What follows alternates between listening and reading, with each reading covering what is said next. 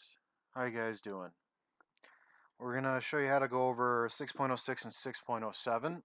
This is a pretty cool one. Very simple one, but it's still pretty cool. So first, we're going to set up our space by creating our layers. Let's just go to the layer menu, select layers, and let's see, we'll make our first one our foreground. We'll rename this one the background. And then at the very bottom, we'll put one called bitmap. We're going to be importing bitmaps again. And that's the order that they're in. All right, so to import a bitmap, and once again, you need the class resources. We go to our Digital Arts 2 folder, or Digital Arts. It's going to be in section 6. All right, let me see what we got here. I always like to do the knight and the castle.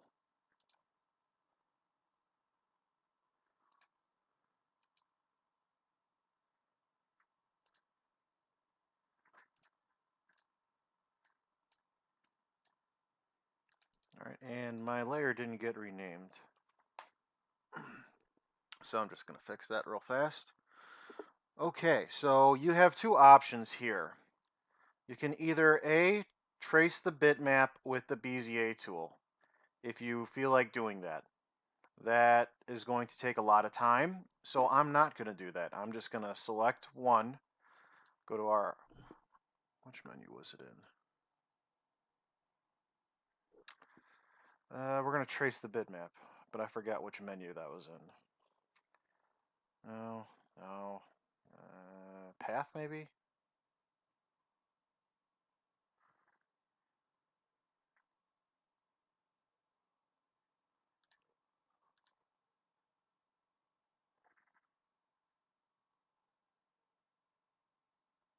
Where is it? Why am I blanking out?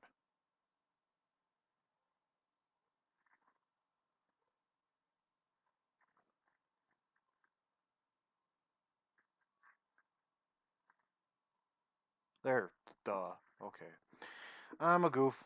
All right, so now we have two colors, or the bitmaps that I'm using are in one color. If you choose to get your own bitmaps online, you may want to use brightness cutoff or color quantification. I'm going to use edge detection only because edge detection is really good for one color. And something you could always do is update it. Okay, and once we do that, we'll get our bitmap, move one of them. Alrighty, update, edge detection, good. Okay. Alrighty. Okay. Did I trace it again? Yeah, I traced the horse again. Or the knight. Okay.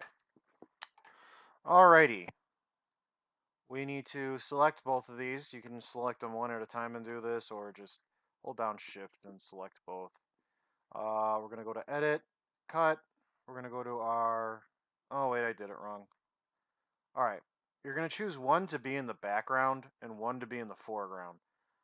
Basically what we're doing, since this is proportion, is we're making one bigger than the other. And I'm going to make the knight bigger than the other. So I'm going to put the knight in the foreground. Edit. Cut. Foreground. Edit. Paste. Okay. And then the background, which is going to be the smaller object. Edit. Cut. Back. I put the knight on the background, right? No, I put it on the foreground. I'm a goof. I'm sorry. All right. Edit. Paste in place. No, wait, I did put it in the foreground. Okay. All right, and I'm going to lock and hide the bitmap layer. Okay, let me see what's next in my notes. Now would be a good time to save. Okay, so now we're going to scale these, and we're going to use the tool that's built into Inkscape, the transform tool. So we're going to select one. We're going to click on our object menu and go to transform. Can I move this out? Yes. I can. Okay, and if we click on scale, right now this is percent. Right now it's at 100%. We scale proportionally, and I got the night I clicked on, right? Yeah. All right, we'll make it twice as big. And we should be able to just hit enter. Yeah, as long as you have the scale proportionally in there, then it'll automatically adjust the height. So 200%, apply, and it's twice the size. We're going to do something similar to the background object. Object menu transform. Instead of, I don't know why it's automatically at 200%, so we're just going to put it to 100% to shrink it in half. Okay, no, it didn't shrink it in half. That's what I figured. Go to 50%, and that'll shrink it in half. I don't know why it automatically saved 200%. That was weird. Okay, and you can adjust these to size. All right, so I know it doesn't look like much, but that's the basis for this project. And then after that, I want you to uh, just work on, uh, make it look nice. You can add stuff to it. So, for example, I create another layer below this one. I'm going to call it backdrop. If I decide to type something,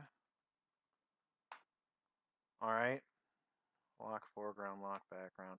So, we can get our Bezier tool. Where would the door be? I'm assuming this thing would be the door. All right. Make a little road or whatever you want.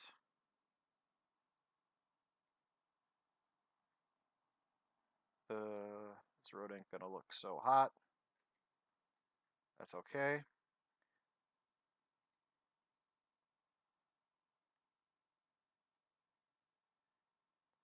You want to make it get shorter and shorter.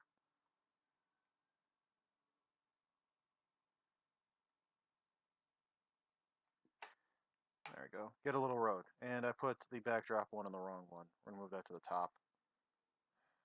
No, actually first, let's just, there. Okay, good. And drop to the bottom. All right, that's better. Okay.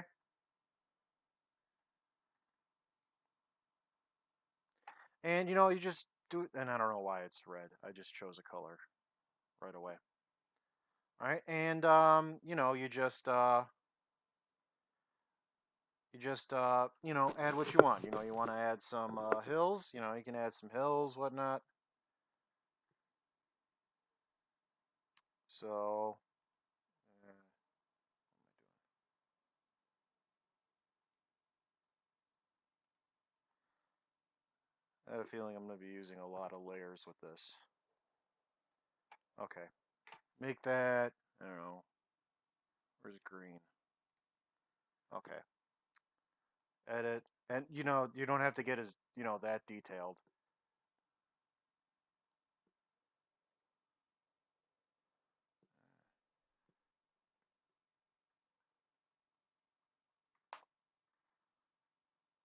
Yeah, that's fine where it is.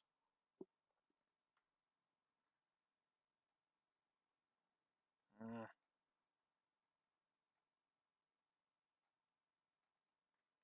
there we go. Should have put lower foreground. Okay. So if I click on this one, unlock it, get our circle tool. Let me get my dropper tool. And what I'm doing right here is I'm just matching the color. Actually, no. We'll make the circles first. Okay. Okay. Okay. Why did it do that? Why did it do that? Oh, okay.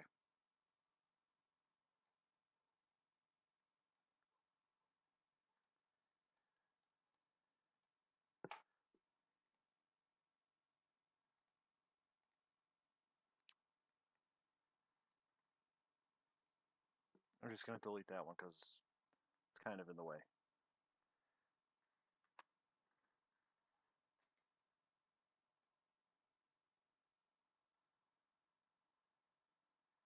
There we go. All right. And fill and stroke menu, load up HSL. Let's make them darker.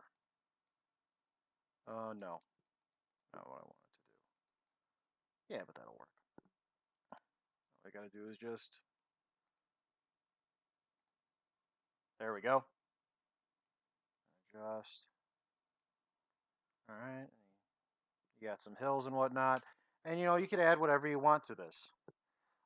If you want to adjust the color to where it doesn't go through here, then you can trace him out you manually, and that's actually what I would. Or you know what? Can we give him some color? I think you might only be able to do this. Okay, yeah, we're good.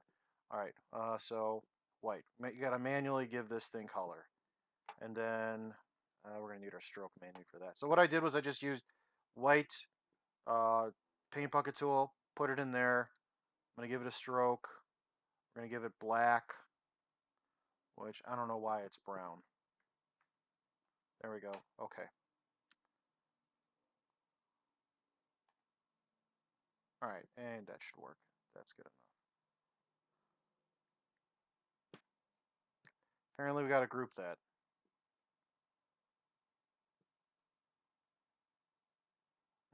Yeah, okay, makes sense. All right, you got to put the white spots in manually. Or change the color of it. Changing the color of it would probably actually look a lot better. Yeah, changing the color of it would definitely look a lot better. I can't do that one.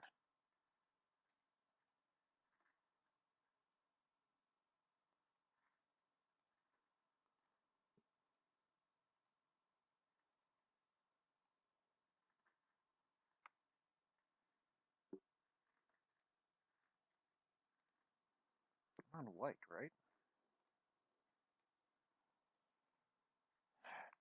So if you do want to get this detailed, it might be a good idea to manually trace it out. Because I can't color in all of this stuff. Like if I color this in, then that turns white. Okay? And then we could do the same thing with the castle up here. Right? And this is just very basic. You can add whatever you want, but the main object here is to get two bitmap objects to be proportional. All right, you could get one in a foreground, get one in a background, or you can use you could use the size difference to make it seem more importance. It's completely your call. So that's all that I have for you. You guys have yourself a great day.